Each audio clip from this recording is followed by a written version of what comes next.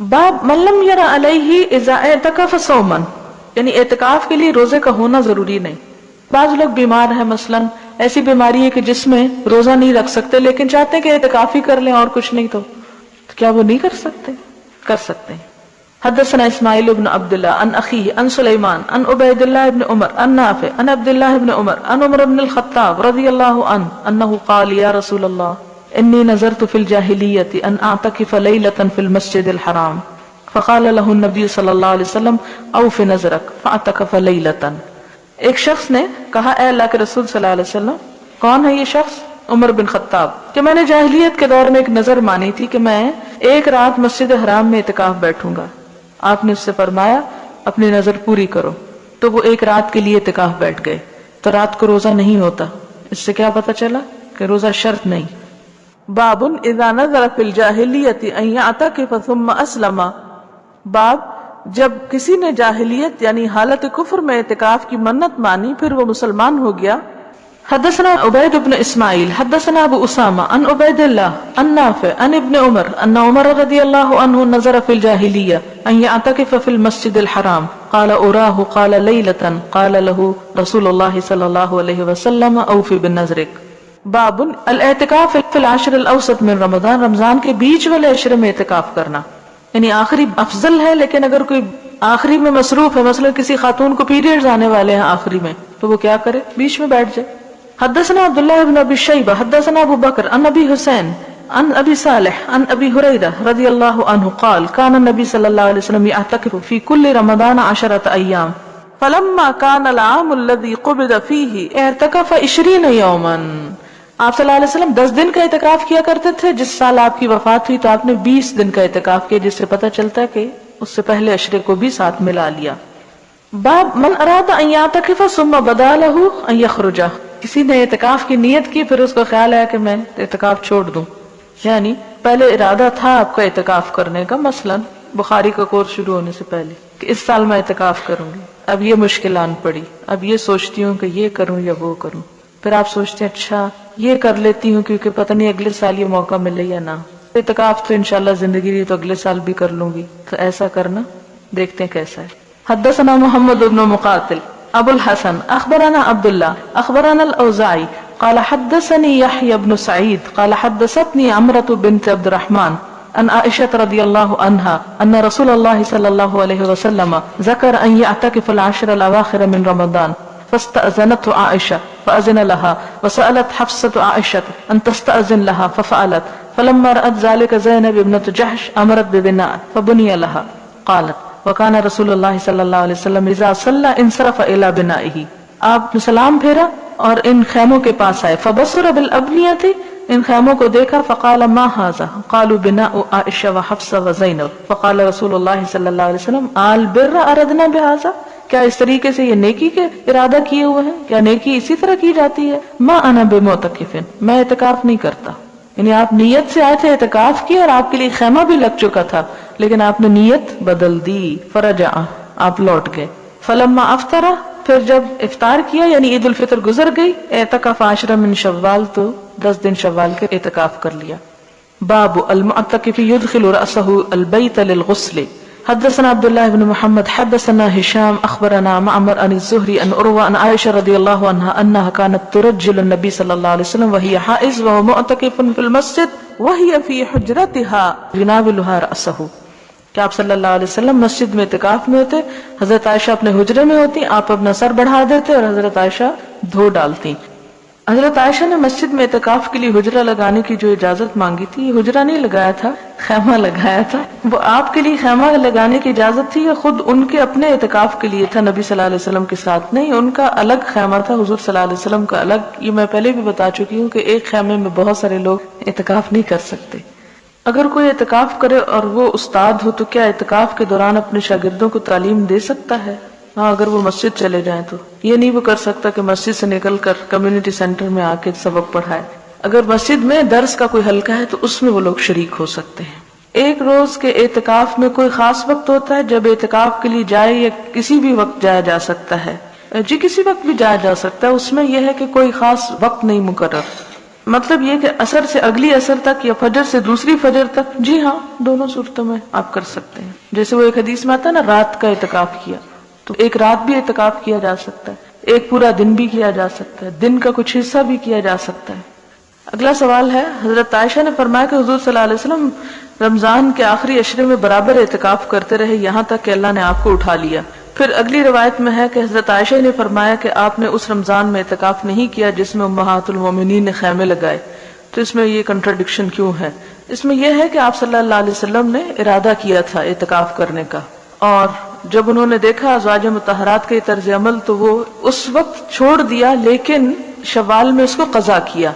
تو امام بخاری بھی اس میں جو باب لائے ہیں وہ یہی ہے کہ من اراد ان یعتکف ثم بدا له ان یخرج، کہ جس نے ارادہ کیا، نیت کی کہ وہ اعتکاف کرے لیکن پھر وہ نکل گیا، تو وہ نیت کرنا ایسا ہی ہے کہ جیسا اس کو ادا کرنا، کیونکہ نیت کا بھی ثواب مل جاتا ہے. اور آپ نے دراصل ایسا کر کے کہ رمضان میں ارادہ کر کے پھر شوال میں کر لیا، اس سے یہ بتانا مقصود تھا کہ اگر کوئی شخص نیت رکھتا ہے اور کسی وجہ سے وہ نہیں کر سکتا اور بعد میں کرتا ہے، اگر حقیقی عذر ہے تو اس کا وہ اعتکاف ایک مسنون اعتکاف ہی شمار ہوگا. اور آپ صلی اللہ علیہ وسلم کا جو طرز عمل ہے اس میں ہم دیکھتے ہیں کہ ہمیشہ ایک چیز روٹین کے ساتھ اور بڑی پابندی کے ساتھ ہوتی، پھر یکا یک ہمیں کوئی ایسی مثال ملتی ہے کہ جو اس ساری چیز کے بالکل الٹ ہوتی، اور وہ اس لیے ہوتی ہے تاکہ امت کے لیے سہولت پیدا کی جائے. اگر کسی اور شخص کے لیے کوئی عذر یا مجبوری ہے تو اس کو اس کی گنجائش ملے. اگر آپ خود نہ کر کے دکھاتے تو ہم اپنے اوپر بڑی سختیاں کر لیتے،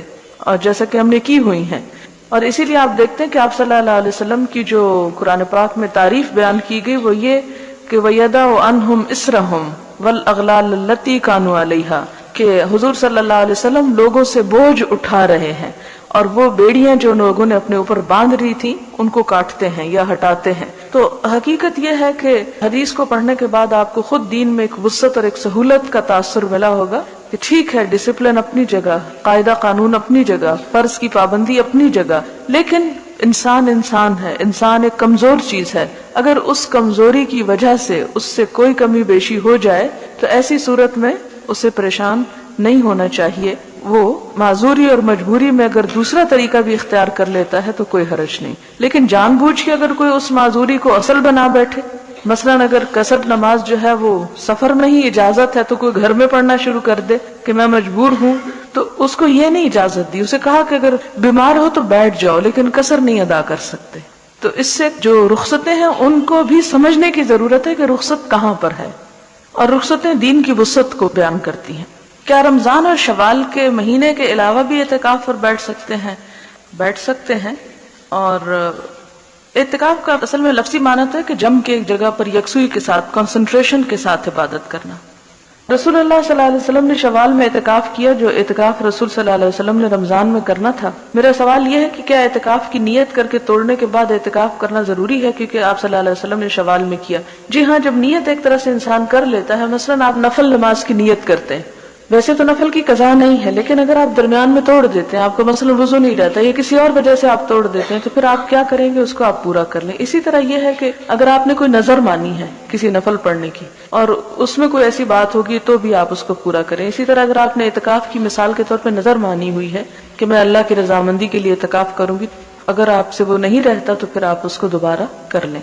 میری امی اعتکاف بیٹھنا چاہتی ہیں، کیا وہ اپنے بیڈ روم میں جہاں وہ اکیلی ہی ہوتی ہیں اسی میں اعتکاف بیٹھ سکتی ہیں؟ وہ چارپائی کھڑی کر دیتی ہیں، بیڈ نیچے بچھا لیتی ہیں. نیچے بچھانے کی شرط نہیں ہے. کیا یہ ٹھیک ہے؟ کیونکہ میں نے سنا اپنے ہی روم میں تو لائی پہ نہیں بیٹھنا چاہیے.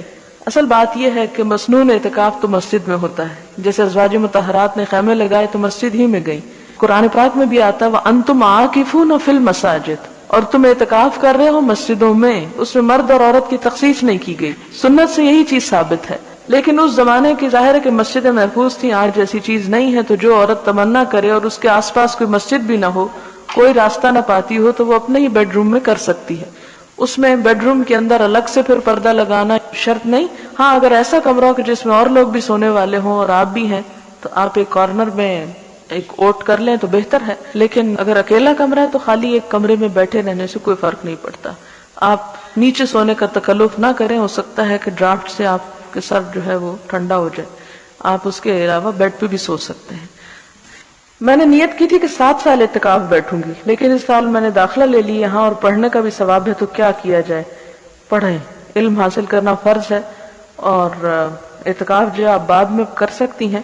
پھر یہ کہ انہوں نے اس نیت سے کہ 7 سال اعتکاف بیٹھنے سے حج کا ثواب ہوتا ہے، ایسی کوئی بات نہیں ہے، حج کا ثواب نہیں ہوتا، لیکن چونکہ اب آپ نے نیت کر لی ہے اس لیے اس سال کو چھوڑ کر آئندہ آپ کر لیجیے۔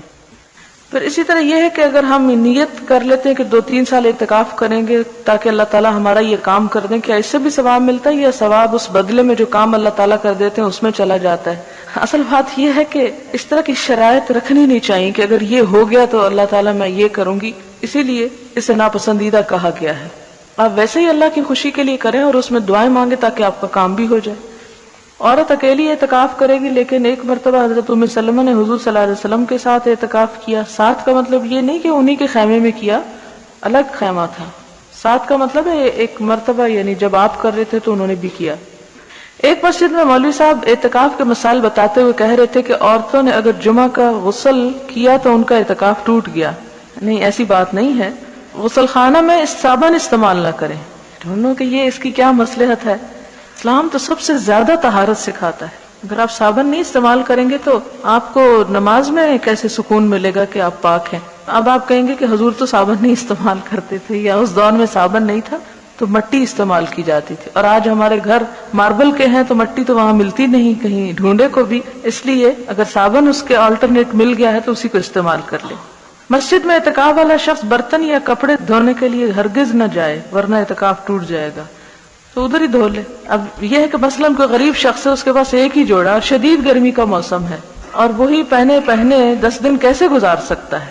تو اگر آپ اس کو منع کر دیں کہ وہ نہا نہیں سکتا یا کپڑے نہیں دھو سکتا تو یہ درست نہیں۔ آپ صلی اللہ علیہ وسلم نے بھی سر دھویا تھا، اور حضرت عائشہ نے بلکہ آپ کا دھویا تھا، اور آپ کے ازواج مطہرات اعتکاف کے دوران مسجد میں بھی آئی تھی، وہ بھی پیچھے آپ پڑھ چکے ہیں۔ ایک لڑکی نے اعتکاف رکھا، اعتکاف کیا ہوتا ہے، اعتکاف کرنا یا اعتکاف کی نیت کرنا یا اعتکاف بیٹھنا بھی کہہ سکتے ہیں آپ، لیکن رکھنا نہیں، اور اس دوران حیض شروع ہو گیا، وہ فوراً اعتکاف سے باہر آ گئی۔ کیا ایسا کرنا درست ہے؟ اس کے سوا کوئی چارہ نہیں، اسے ایسا ہی کرنا پڑے گا۔ اگر یہ ٹھیک ہے تو کیا اسے قضا دینی پڑے گی؟ جی ہاں، ایک طرح سے وہ نظر ہو جاتی ہے نا کہ اللہ میں اس سال تیری خوشی کے لیے یہ کروں گی، وہ نیت ہو گئی، ایک ارادہ ہو گیا۔ تو نفل کی جب انسان نیت کر لے تو وَلْيُوفُوا نُذُورَهُمْ، اپنی نیت اور نظر کو پورا کرنا چاہیے۔ اب کیا کرے؟ یا تو وہ حضور صلی اللہ علیہ وسلم کی طرح شوال میں کر لے یا پھر آئندہ سال کر لے۔ میں نے ایک کتاب میں پڑھا کہ اسلامی بہنیں 12 مہینے میں جب چاہے نفلی اعتکاف کر سکتی ہیں۔ اصل آپ صلی اللہ علیہ وسلم کا جو طریقہ تھا وہ رمضان ہی کا تھا، لیکن ایک سال جب رمضان میں نہیں کر سکے تو انہوں نے کیا کیا؟ شوال میں کر لیا۔ تو مسنون تو یہی چیز ہے۔ اعتکاف میں کیا ہے کہ جم کر عبادت کرنا، اور آج کے دور میں بڑا ضروری بھی ہے۔ مثلاً میں ایک خاتون سے ملنے کے لیے گئی، بہت نیک اور بہت عالم خاتون ہے، تو میں گئی تو مجھے پتا چلا کہ وہ اعتکاف میں ہے۔ تو میں نے کہا کہ یہ تو رمضان نہیں ہے۔ خیر شکر ہے کہ عصر قریب تھی اور اس کے تھوڑی دیر بعد ان کا اعتکاف ختم ہونے والا ہے، آخری عصر کا وقت تھا، ختم ہو گیا۔ تو میں نے ان سے پوچھا، انہوں نے یہ مصلحت بتائی کہ اگر میں اعتکاف میں نہیں بیٹھتی تو میں کچھ پڑھ نہیں سکتی، لوگ مجھے نہیں چھوڑتے۔ تو میں نے اس کا حل یہ نکالا کہ میں یہ کہہ دیتی ہوں کہ میں اعتکاف میں ہوں، اور روزہ رکھ لیتی ہوں، اور ایک دن یا دن کا کچھ حصہ اعتکاف بیٹھ جاتی ہوں، اور اس دوران وہ کچھ پڑھ رہی تھی۔ تو میرے خیال میں اگر آپ میں سے کوئی اس طریقے سے فائدہ اٹھانا چاہے تو اٹھا سکتا ہے، پھر لوگ ناراض نہیں ہوں گے۔ لیکن اگر آپ یہ کہیں کہ وہ کھانا کھا رہے ہیں یا کچھ اور تو لوگ ناراض ہو جاتے ہیں۔ آپ نے نیک خاتون کا ذکر کیا جو وقت نہ ملنے کی وجہ سے اعتکاف میں بیٹھ جاتی، ان کی حد تک تو درست ہے، لیکن ان کا سب کو بتانا کیا نقصان دہ نہ ہوگا کہ یہ عمل عام نہ ہو جائے؟ پھر اس کے لیے یہ طریقہ درست ہوگا؟ جی ہاں، اس میں کوئی حرج نہیں۔ ہمارے ہاں اگر کوئی نیکی عام نہیں ہے تو اس کا مطلب ہے کوئی بھی نہ کرے، اور اعتکاف جو ہے اس کا مطلب ہے جم کر بیٹھ کے عبادت کرنا، اور اس دوران کسی سے بھی انسان گفتگو نہ کرے۔ تو اس میں کوئی حرج کی بات نہیں ہے، اور نہ ہی کوئی ایسا کوئی بدعت ہے، یہ جو بھی شخص کرنا چاہے۔ یہاں تک کہ احناف کے ہاں، احناف کا مطلب ہے امام ابو حنیفہ کے ماننے والے جو ہیں، ان کے ہاں تو یہ بھی ہے کہ چند منٹ کا بھی اعتکاف ہو سکتا ہے۔ میرے والد خود اس طرح کیا کرتے تھے، یعنی کچھ دیر کے لیے۔ اس میں یہاں تک وہ کہتے ہیں کہ اگر مسجد میں جا کر انسان نیت کر لے کہ نماز کے بعد میں تھوڑی دیر اعتکاف کروں گا تو وہ بھی اس کا اعتکاف ہو جاتا ہے. یعنی اصل جو اعتکاف کا رمضان کے ساتھ تعلق ہے اس میں ہم دیکھتے ہیں کہ آپ صلی اللہ علیہ وسلم نے رمضان ہی میں کیا، شروع میں بھی کیا، درمیان اور آخر میں، اور جب نہیں کر سکے نیت کے باوجود تو شوال میں کر لیا. لیکن اگر کوئی شخص کسی ایک خاص وقت میں ایسا کرنا چاہتا ہے تو ایک نیکی کا کام ہے، اس کو روکنا نہیں چاہیے. کیا دو فرد ایک کمرے کے درمیان پردہ لگا کر اعتکاف کے لیے بیٹھ سکتے ہیں اور وہ مل کر تراویح اور دوسری نفلی عبادت کر سکتے ہیں؟ پردہ لگانے کے تکلف کی ضرورت نہیں، دونوں اپنے اپنے ایک ایک حصہ مخصوص کر لیں اور وہاں پر بیٹھے رہیں اور آپس میں گفتگو نہ کریں، یعنی پردے کی شرط نہیں ہے وہاں. اگر کوئی رمضان کے آخری عشرے میں اعتکاف کی نیت سے مسجد جاتا ہے لیکن 28 رمضان کو واپس آ جاتا ہے اور 2 دن چھوڑ دیتا ہے، اس کے بارے میں کیا حکم ہے؟ کیا وہ 2 دن کا اعتکاف کرنا ہوگا یا کوئی کفارہ دیا جا سکتا ہے؟ آپ دیکھیں کہ جب آپ اس مسنون اعتکاف کا جو نبی صلی اللہ علیہ وسلم کی پیروی میں آپ کرتے ہیں اور رمضان کے آخری عشرے میں کرتے ہیں تو اس کو یوں 28 پہ چھوڑنا نہیں چاہیے، یہ غلط بات ہے، اس کو پورا کرنا چاہیے، کیونکہ یہ بھی ایک طرح کی نظر ہوتی ہے. جب ہم نیت پورے کی کر کے گئے اور توڑ کے پہلے آ گئے تو یہ ایسے ہی ہے کہ جیسے آپ نے 4 رکعت نفل کی نیت باندھی مثلا اور 3 پڑھ کے آپ نے توڑ دی، تو آپ اس صورت میں کیا کریں گے؟ آپ کو دوبارہ پڑھنی چاہیے. اور وہ آیت بھی یاد کر لیں کہ وَلَا تَكُونُوا كَالَّتِي نَقَضَتْ غَزْلَهَا مِن بَعْدِ قُوَّةٍ أَنْكَاثًا، اس عورت کی طرح مت ہو جو اپنا سوت کاٹنے کے بعد اس کو ٹکڑے ٹکڑے کر ڈالتی ہے. تو عبادت شروع کر کے اس کو توڑ پھوڑ دینا، اس کو راستے میں چھوڑ دینا، یہ ناپسندیدہ چیز ہے. جہاں میں درس دینے جاتی ہوں وہاں کچھ لوگوں نے اعتکاف کے بارے میں سوال کیا ہے. نمبر 1، اعتکاف بیٹھنے والی عورت مجبوری کی وجہ سے گھر والوں کو سحری بنا کر دے سکتی ہے؟ بنا لے، اب کیا ہو سکتا ہے؟ یہ اعتکاف کی نفل عبادت کرے اور گھر والے فرض روزے چھوڑ دیں تو یہ تو نہیں ہو سکتا نا. یہ لکھتے ہیں کہ میری بیٹی BA میں پڑھتی ہے، باوجود تلقین کے نماز روزے قرآن کی طرف نہیں آتی، جبکہ دوسرے 2 بچے روزے بھی رکھتے ہیں اور نمازوں کے لیے بھی پابند ہیں. کیا اس بچی کے روزے نہ رکھنے کا فدیہ دینا ہوگا جبکہ اس کا دوسرے دنوں میں گنتی پوری کرنے کا تو سوال ہی پیدا نہیں ہوتا؟ میں کس حد تک اس کی سرکشی کی ذمہ دار ہوں جبکہ وہ مذہب کے بارے میں کوئی بات بھی نہیں سننا چاہتی؟ اس کے والد کو بھی نماز روزے سے کوئی سروکار نہیں. بس آپ دعا کریں، بہت بڑی آزمائش ہوتی ہے ایسی بات، دعا بھی کریں، صدقہ خیرات بھی کریں. میں بعض اوقات دیکھتی ہوں کہ اللہ تعالیٰ اتنے مہربان ہیں، اتنی محبت کرتے ہیں ہم سے کہ دن میں 1 نماز بھی ہو سکتی تھی 5 دفعہ رکھی، کہ اگر 1 نہیں پڑھی دوسری پڑھ لے انسان، نہیں تو تیسری پڑھ لے، ہو سکتا ہے کہ چوتھی پڑھے تو اس کے دل میں نماز کی محبت پیدا ہو جائے. پھر 1 دن نہیں، 2 دن نہیں، مسلسل یہ چیز ہمارے سامنے رکھی کہ دوسرے ہمارے سامنے پڑھتے رہیں. پھر جمعے کا دن رکھا کہ اس میں خاص نماز رکھی، خاص ثواب اور خاص عبادت کا دن رکھا.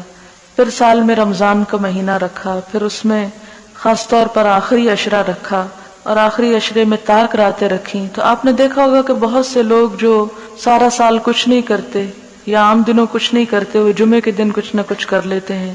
کچھ جمعے کے دن نہیں کرتے، وہ رمضان میں پلٹ آتے ہیں. کچھ رمضان کے عام دنوں میں نہیں پلٹتے، آخری عشرے میں پلٹ آتے ہیں. کچھ ان دنوں میں نہیں پلٹتے، تاک راتوں میں، 27ویں رات میں. آپ بھی کوشش کریں کہ آپ اپنی بیٹی کو پیار سے، محبت سے ان راتوں میں سے ہی کسی رات میں یا کسی دن میں اس کو کسی ایسی مجلس، کسی ایسی محفل، کسی ایسی گیدرنگ میں جہاں اللہ کی رحمت اور فرشتوں کا سایہ ہوتا ہے لے جائیں. ہو سکتا ہے کہ دل بدل جائے، دل دھل جائے، کیونکہ دل تو اللہ کے ہاتھ میں ہے، جب چاہے جس طرف چاہے انہیں موڑ سکتا ہے. اسی لیے تو دعا کی جاتی کہ یا مقلب القلوب ثبت قلوبنا علی دینک، کہ ہمارے دلوں کو اپنے دین پر ہی جمائے رکھنا. اور ربنا لا تزغ قلوبنا بعد اذ ہدیتنا. میں یہ جب دعا پڑھتی ہوں نا کہ اللہم اجعل فی قلبی نورا، تو میں یہ دیکھتی ہوں کہ اتنی ساری نور کی باتیں ہیں، اور اعظم لی نورا، اعطنی نورا، سب سے پہلے قلب کی بات آئی ہے. اس لیے کہ اگر قلب درست ہے تو سب کچھ درست ہے، اگر وہ بگڑ گیا تو سب کچھ بگڑ گیا. اور باقی چیزوں کا بگاڑ ہمیں نظر آ جاتا ہے، مثلا ہاتھ میں کوئی بیماری ہے، چہرے پہ کچھ لگ گیا ہے، لیکن دل میں جب کچھ لگ جاتا ہے تو ہمیں نظر بھی نہیں آتا، وہ داغ دھبے بھی نظر نہیں آتے، وہ بھٹکنا بھی اپنا نظر نہیں آتا. تو اس لیے معلوم نہیں کس وقت اللہ تعالیٰ دل پھیر دیں. تو دعا بھی جاری رکھیں، کیونکہ ماں کی دعا اللہ تعالیٰ ضرور سنتا ہے. کثرت سے دعا بھی کریں اپنے بچوں کے لیے، اور اس کے ساتھ یہ ہے کہ کنفرنٹ کرنا چھوڑ دیں، ڈانٹ ڈپٹ چھوڑ دیں، بحث کرنا چھوڑ دیں، حجت بازی ان سے چھوڑ دیں، عقل سے دلیلیں دینا چھوڑ دیں. کیونکہ جب دل ٹیڑھے ہوتے ہیں تو عقل کی دلیلیں کچھ بھی نہیں کرتی، کچھ کام نہیں آتی. اس موقع پر صرف آپ دعا اور ایسی مجلسوں یا ایسی محفلوں میں کسی نہ کسی طرح لانے کی کوشش کریں، کیونکہ وہ کہتے ہیں نا کہ ایسی مجلس میں اگر کوئی بغیر نیت کے بھی آ جاتا ہے تو وہ بھی اللہ کی رحمت سے محروم نہیں رہتا. تو انشاءاللہ اللہ تعالیٰ ضرور حالت بدلیں گے. اگر آخری روزے عصر کی نماز سے شام کی نماز تک اعتکاف بیٹھیں تو کیا پھر چاند نظر آنے پر اٹھ جائیں جیسے اعتکاف میں چاند نظر آنے کے بعد اٹھتے ہیں؟ نہیں، اگر آپ اپنی مرضی سے بیٹھیں تو اپنی مرضی سے اٹھ جائیں، اس میں چاند کی مرضی کی ضرورت نہیں ہے. کئی برس پہلے میں نے رمضان کے شروع میں سوچا کہ اگر اللہ نے توفیق دی تو جتنے دن اس نے چاہے میں اعتکاف کروں گی. اس سال بیمار ہو گئی، پھر سوچا اگلے برس بیماری اور بڑھ گئی، ہر سال گزرتا گیا، اب بھی بیمار ہوں، کیا قضا دینی ہوگی؟ نہیں، آپ نے چونکہ شروع نہیں کیا اس لیے قضا نہیں دینی ہوگی. اللہ تعالیٰ سے دعا کرتی رہے. بچوں کو باتوں باتوں میں اللہ کی طرف راغب کرنے اور محبت کرنے کے متعلق آپ نے جو مثال دی وہ اچھی لگی. واقعی اگر مائیں ایسا کرنے لگیں تو کم از کم آنے والی ہماری نسل ہماری طرح سنی سنائی باتوں کو دین سمجھنے کی بجائے حقیقی اسلام کو آسانی سے سمجھنے لگے. اپنے بچے کی ایک بات بتانا چاہوں گی، اگر آپ کو اچھی لگے. میں نے اپنے بیٹے کو بتایا کہ اللہ تعالیٰ اور محمد صلی اللہ علیہ وسلم کو بچوں سے بہت پیار ہے. اللہ تعالیٰ چاہتا ہے کہ تمام بچے پیارے پیارے کام کریں اور جنت میں جائیں، اور جنت اتنا بڑا اور خوبصورت پارک ہے کہ ڈزنی لینڈ اس کے مقابلے میں کچھ بھی نہیں. اسی طرح یہ کہ جب ہم چاہیں کہ ہمارا کوئی کام ہو جائے تو نفل پڑھ کر دعا کرنی چاہیے، اللہ تعالیٰ قبول کرتے ہیں اور ہمیں انعام بھی دیتے ہیں. بچہ لان میں کھیل رہا تھا، اس کو پانی میں ڈوبا ہوا ایک چیونٹا ملا، بظاہر بالکل مرا ہوا تھا. بچے کی محبت تھی، اس نے چیونٹے کو دھوپ میں رکھا اور نوافل شروع کر دیے. جب 6 نفل پڑھ چکا تو دیکھا کہ چیونٹا حرکت کر رہا ہے. تھوڑی دیر میں چلتا ہوا غائب ہو گیا. اس خوشی نے اس کو 5 وقت کا نمازی بنا دیا ہے. اب کہتا ہے کہ روزے بھی سارے رکھوں گا، اور میں چاہتی ہوں کہ تمام روزے نہ رکھے اور اسے داؤدی روزے بتا رہی ہوں کیونکہ اس کی عمر ابھی 9 سال ہے. اللہ ان معصوموں کو ہمارے لیے صدقہ جاریہ بنا دے. جی ہاں، یہ انہوں نے بہت اچھی بات لکھی ہے کہ بجائے اس کے کہ ہم بچوں کو ہر وقت یہی کریں کہ اللہ تعالیٰ ماریں گے اور عذاب دیں گے اور جہنم میں پھینکیں گے، یہ بات بہت اچھی ہے کہ انہیں یہ بتایا جائے کہ اللہ تعالیٰ بہت محبت کرتے ہیں. اور حضور صلی اللہ علیہ وسلم کی تو بچوں سے پیار اور محبت کی بے شمار مثالیں ہمارے سامنے ہیں. اچھا جناب، پھر کچھ اور سوالوں کے ذرا جلدی سے جواب ہو جائیں. کیا یہ صحیح ہے کہ تراویح پڑھے بغیر روزہ نہیں ہوتا؟ یہ صحیح نہیں ہے. تراویح قیام اللیل ایک الگ عبادت ہے، روزہ الگ عبادت ہے. روزہ فرض عبادت ہے جبکہ تراویح ایک نفل عبادت ہے. کیا روزے کی حالت میں لپسٹک لگائی جا سکتی ہے؟ جی ہاں. روزے کے دوران بچے کو فیڈ کروایا جا سکتا ہے؟ جی ہاں، بالکل کروایا جا سکتا ہے. روزہ بچے کو فیڈ کرنے سے نہیں روکتا اور فیڈ کرانے سے روزہ ٹوٹتا نہیں ہے، مراد یہ ہے. میری ایک عزیز کی ناک بند اور سر درد کی تکلیف رہتی ہے، اس لیے اسٹیم لینی پڑتی. سادہ پانی کی اسٹیم یا دوائی ڈال کر پانی میں اسٹیم لینے سے روزہ ٹوٹ جاتا ہے؟ میرا خیال ہے وہ حلق سے نیچے اسٹمک تک تو نہیں جاتا، لنگز میں جاتا ہے، کوئی حرج نہیں. سوال ہے، آپ نے بتایا کہ روزہ اس وقت ٹوٹتا ہے جب منہ سے کوئی چیز اندر معدے تک لے جائی جائے، لیکن قے کرنے سے کہا جاتا ہے کہ روزہ ٹوٹ جاتا ہے، حالانکہ قے تو اندر سے ہی آتی ہے. پھر اس طرح کیوں روزہ ٹوٹ جاتا ہے؟ پلیز واضح کر دیں. آپ دیکھیں کہ جو قے خود بخود آ جائے اس سے روزہ نہیں ٹوٹتا. یعنی ایک شخص بیمار ہے، اس کو سکنس ہوئی اور ایک دم قے آ گئی، اس سے روزہ نہیں ٹوٹتا. روزہ ٹوٹتا ہے اس قے سے جو جان بوجھ کر قے کی جائے، یعنی قے نکالی جائے اپنے جسم سے. ٹھیک ہے، یہ فرق آپ کو معلوم ہونا چاہیے. ہر مہینے کے 3 روزے 13، 14، 15، کیا یہ روزے رمضان کے قضا روزوں میں لگا سکتے ہیں؟ نہیں. اس میں یہ ہے کہ یا تو آپ قضا کی نیت کریں اور ان دنوں میں رکھ لیں، تو آپ عام دنوں کی نسبت بہتر ہے کہ ان دنوں میں رکھ لیں. دوسری صورت یہ ہے کہ اگر آپ قضا رکھ رہے ہیں تو آپ کسی بھی وقت قضا رکھ سکتے ہیں. ٹھیک ہے. آپ نے بتایا کہ شعبان میں روزے رکھنا افضل ہے. کیا ان روزوں کی کوئی مخصوص تعداد یا تاریخ ہے یا پورے مہینے ہی میں روزے رکھے جا سکتے ہیں؟ اس میں کوئی تعداد نہیں ہے اور کوئی مخصوص دن نہیں ہے. اول حصے میں رکھنا بہتر ہے، آخری 15 میں رکھنے سے پہلے سوچنا چاہیے. اگر کسی کو یہ احتمال ہو کہ میں ان 15 دنوں میں روزے رکھ کے رمضان میں رکھنے کے قابل نہیں رہوں گا اپنی صحت کی خرابی کی وجہ سے یا کمزوری کی وجہ سے، تو اس صورت میں نفل کرتے کرتے فرض کو نہیں چھوڑنا چاہیے. اب چھوڑ دیں اور پھر رمضان کے بعد بھی شوال کا مہینہ بڑا بابرکت ہے، اس میں آپ زیادہ رکھ لیں اگر آپ میں ہمت ہو تو. لیکن اس میں تو ہمارا حال یہ ہو جاتا کہ جو قضا ہوتے ہیں وہ بھی نہیں رکھتے، کہاں یہ کہ ان نوافل کا اہتمام کریں. کیا رمضان شریف سے 15 دن پہلے چھوٹے ہوئے روزے رکھے جا سکتے ہیں؟ اگلے رمضان سے پہلے پچھلے رمضان کے چھوٹے ہوئے روزے رکھ دینا ضروری ہے، اور اگر نہ رکھ سکے تو پھر کفارہ بھی دینا ہوگا اور قضا بھی رکھنی ہوگی، دونوں چیزیں ہوں گی۔ یعنی اگر ایک رمضان سے دوسرے رمضان کے درمیان آپ نے نہیں رکھے، پھر رمضان آ گیا، رمضان رکھ لیے، اور پھر رمضان کے بعد پچھلے سال کے بھی رکھ رہے ہیں، تو ان روزوں کا کفارہ بھی ساتھ دینا پڑے گا، یعنی فدیہ، وہ جو ایک مسکین کا کھانا ہوتا ہے، صدقہ بھی دینا پڑے گا۔ 15 شعبان کے بعد قضا روزے رکھے جا سکتے ہیں، لیکن اس بات کا یقین کر لینا چاہیے کہ کہیں ایسا نہ ہو کہ ان روزوں سے کوئی ایسی کمزوری یا بیماری آپ کو کیونکہ ہر ایک کا وجود مختلف ہوتا ہے، ایسی بیماری لاحق ہو جائے یا ایسی کمزوری ہو کہ آپ فرض روزے چھوڑ دیں، تو پھر نہ رکھیں، پھر آپ رمضان کے بعد ہی رکھیں۔ لیکن اتنی تاخیر جو ہے وہ کوئی بہت اچھی بات نہیں ہے۔ کیا شوال کے 6 روزے قضا روزوں میں شمار ہوں گے؟ نہیں، قضا روزوں کے لیے نیت کا ہونا ضروری ہے۔ اگر آپ نے شوال میں روزے رکھے اور اس نیت سے رکھے کہ آپ رمضان کی قضا رکھ رہی ہیں، تو پھر آپ کے وہ قضا ہوں گے، شوال کے نہیں ہوں گے۔ لیکن اگر آپ نے نیت یہ نہیں کی اور نفلی روزوں کو اب آپ فرضی میں بدلنا چاہتی ہیں، تو ایسا نہیں ہو سکتا۔ شوال کے 6 روزے رکھنے کے لیے کیا یہ شرط درست ہے کہ 2 شوال کو روزہ رکھنا ضروری ہے؟ نہیں، کوئی شرط نہیں ہے، جب چاہیں رکھ سکتے ہیں۔ بخاری کے اینڈ میں جو حاشیہ میں تفسیر لکھی ہے اور مختلف آراء لکھی ہوئی ہیں، وہ کس نے لکھی؟ وہ جو ہے اس کتاب کا ترجمہ کرنے والے نے لکھی ہے۔ کیا امام بخاری نے خود یہ تفسیر لکھی ہے یا بعد میں لکھی گئی؟ امام بخاری نے خود نہیں لکھی، بعد میں لکھی گئی ہے، اور اس شخص نے اپنے ذہن کے مطابق لکھی ہے، لہذا ہمارے لیے اصل چیز جو ہے وہ اوپر کا ٹیکسٹ ہے، نہ کہ یہ نیچے کی شرح۔ کیا حدیث کی کلاس میں نیند سے چھٹکارے کے لیے سننے کے ساتھ ساتھ تسبیح کی جا سکتی ہے؟ کیونکہ رسول اللہ صلی اللہ علیہ وسلم کی محفل، اس لیے گمان ہو کہ کہیں خلاف ادب نہ ہو۔ اس میں آپ دیکھیں کہ میرا خیال ہے تسبیح کرنے سے آپ کو اور نیند آ سکتی ہے، اور تسبیح سے دھیان بھی آپ کا دوسری طرف بٹ جائے گا، پوری کنسنٹریشن نہیں ہوتی، کیونکہ جب انسان ایک ہی وقت میں سننا اور بولنا شروع کر دے تو اس کی توجہ پھر بولنے پہ زیادہ ہو جاتی، سننے پہ آٹومیٹیکلی لوز ہو جاتی۔ لہٰذا علم حاصل کرنے کے لیے غور سے سننا ضروری ہے، اور نیند انسانی بشری تقاضا ہے، آ ہی جاتی ہے، کوئی بات نہیں۔ کل مجھے بھی بہت آ رہی تھی، تو اس میں یہ ہے کہ ایسی صورت میں آپ اپنا پہلو بدل لیں۔ پہلو بدلنے سے مراد یہ ہے کہ آپ ایک تو الرٹ ہو کے بیٹھیں اور تھوڑا سا اپنے بازو کو نیچے ہی ایسے اسٹریچ کر لیں، ٹانگوں تھوڑا اسٹریچ کر لیں، جس کی وجہ سے آپ کی وہ جو سستی کی کیفیت ہے وہ دور ہو جائے گی۔ لیکن جتنا حدود میں، لمٹس میں سمٹ کے آپ اپنے آپ کو جگا سکیں وہ جگا لیں، تسبیح نہ پڑھیں۔ بعض اوقات بہت سارے سوالات صرف کامن سینس والے ہوتے ہیں اور لوگ ان کو پھر بھی پوچھ لیتے ہیں۔ یہ ان لڑکیوں کا قصور نہیں، یہ تو ہمارے گھروں اور معاشرے کا قصور ہے۔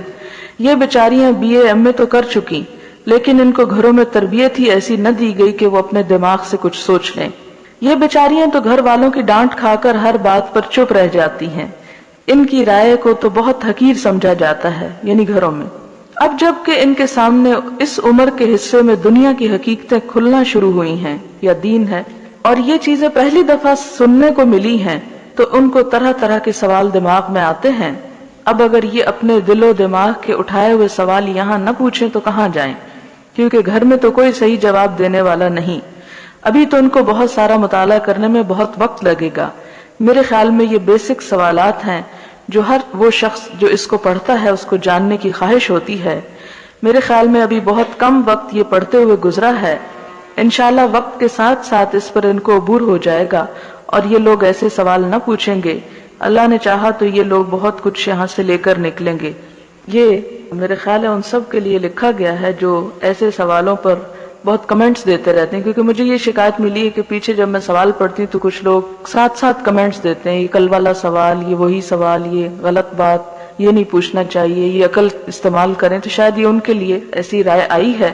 میں آپ کو پہلے دن سے یہ کہہ رہی ہوں کہ میرے لیے ہر وہ چھوٹی سی چٹ بھی اہم ہوتی ہے جو کسی اسٹوڈنٹ کی طرف سے آتی ہے، میں اس کو پڑھتی ہوں اور اس پر ایک خاص وقت لگاتی ہوں اچھی طرح سمجھنے میں، کیونکہ بعض سوال واضح بھی نہیں ہوتے۔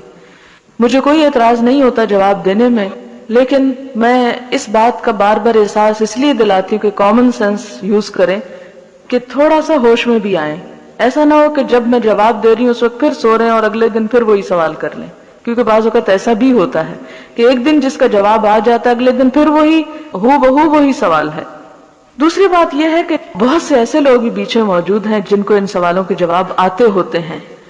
ان کو میں یہ مشورہ دوں گی کہ جب میں سوال کا جواب دیتی ہوں تو وہ یہ دیکھ لیا کریں، ریپیٹ کر لیا کریں کہ ان کو جو جواب آتا ہے کیا یہ اسی جواب کے مطابق ہے یا فرق ہے. کیونکہ ہو سکتا ہے کہ بعض اوقات وہ دلیل آپ کے پاس نہ ہو جو یہاں سے شاید نئی دلیل آپ کو مل جائے. اور بعض اوقات یہ ہوتا ہے کہ ایک سوال کو ٹیکل کس طرح کرنا ہے، کیونکہ جو لوگ یہاں سیکھنے کو آ رہے ہیں انشاءاللہ معاشرے میں جا کے وہ ان چیزوں کو سکھائیں گے. تو خواہ آپ کو جواب آتا ہو، آپ بجائے اس کے کہ کمنٹس پاس کریں، دوسروں کو بھی ڈسٹرب کریں، آپ خاموشی سے سنیں، سننے والے بنیں اور سن کر وہ باتیں اچھے طریقے سے دوسروں کو بھی بتائیں. لکھا ہے نسخہ کیمیا. مجھے بھی لیکچر کے دوران غنودگی شروع ہوئی تو سمجھ نہیں آ رہا تھا کس طرح کنٹرول کروں. اب اللہ تعالیٰ کی توفیق سے لکھنا شروع کر دیا تو نیند اور غنودگی کا غلبہ ختم ہو گیا. شیطان سے پیچھا چھڑانے کا یہ حل بعد ازاں صدقہ جاریہ بھی بن سکتا ہے. بڑی خوبصورت بات کسی نے لکھی ہے کہ اگر آپ کو نیند آ رہی ہے تو آپ لکھنا شروع کر دیں، اور اس سے ایک تو نیند چلی جائے گی، دوسرا یہ کہ چند لکھی ہوئی باتیں بعد میں بھی یاد رہ جائیں گی اور بعد میں دوسروں کو بتانے میں بھی سہولت ہوگی. تو یہ واقعی ایک اچھی بات بتائی ہے کسی نے جس پہ عمل ہو سکتا ہے. سبحانک اللہم و بحمدک نشہد ان لا الہ الا انت نستغفرک و نتوب الیک. والسلام علیکم ورحمۃ اللہ وبرکاتہ.